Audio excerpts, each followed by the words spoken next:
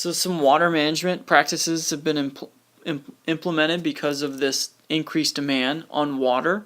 Dams and reservoirs upstream. Those could be good for hydroelectricity, but it does build up a reservoir and increase surface area exposed to heat. You can have higher evaporation, and it would displace all these people.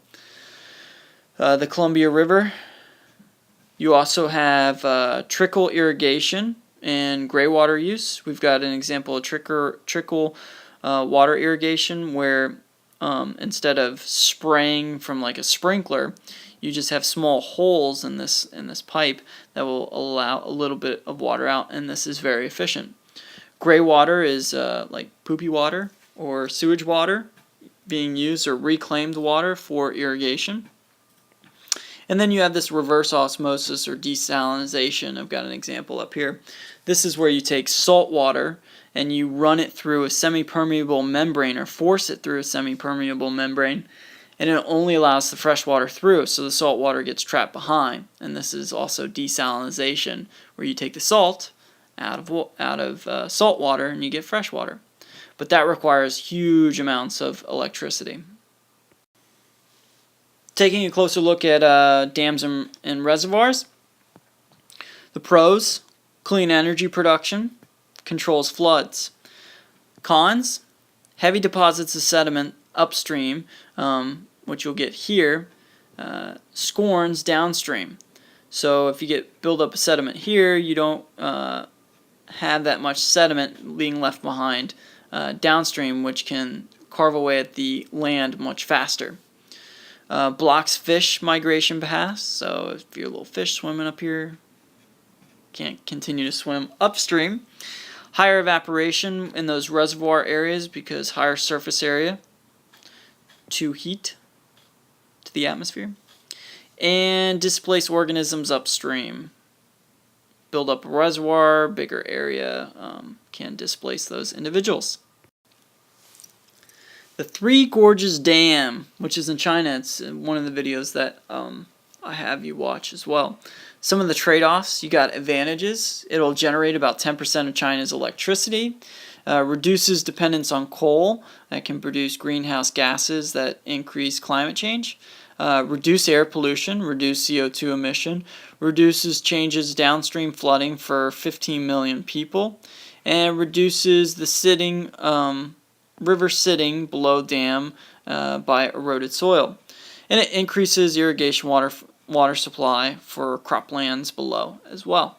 But some of the disadvantages: floods large areas of croplands and forests, displaced 1.9 people where the reservoir upstream was formed, increase water pollution because of reduced water flow, reduces deposits of nutrient sediment rich sediments below dam or downstream, and increases salt water introduced into drinking water near the mouth of the river because of the decreased freshwater flow. And it disrupts spawning and migration of some fish below the dam. As I mentioned before about the water management, the Columbia River. Columbia River flows through Washington State. Municipality and industrial water supplies for Boise, Portland, Seattle, and Spokane. There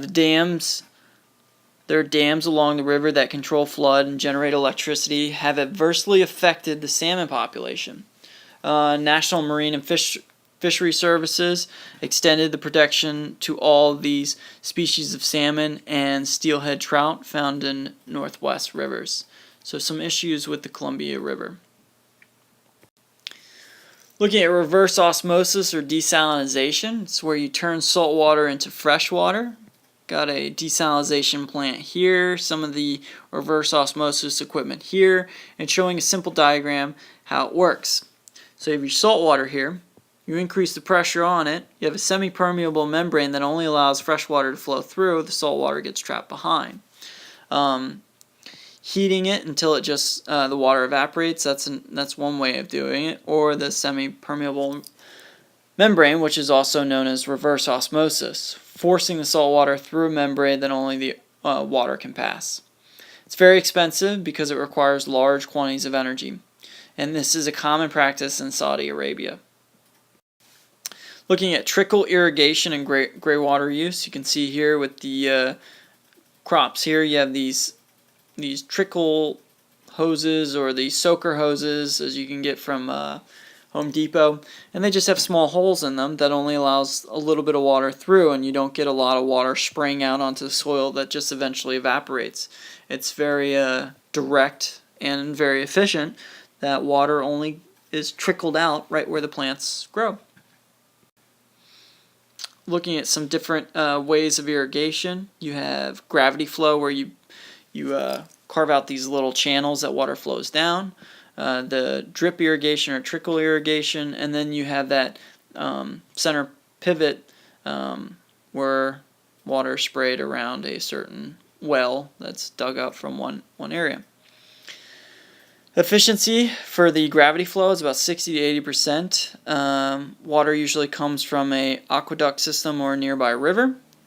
If you look at drip irrigation, 90 to 95% efficient.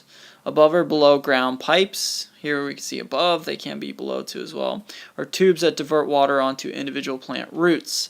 Very efficient. And then you have a center pivot. Efficiency about 80% with low pressure and sprinklers, and 90 to 95% with these LEPA sprinklers. Water usually pumped from a underground and sprayed from mobile booms and sprinklers, which you got here. It can be sprayed with these things, this sprinkler system that moves around, or it can be sprayed directly across. So what are some things that you could do to prevent overconsumption of water and water wastefulness? Use water-saving toilets, shower heads, and faucet aerators.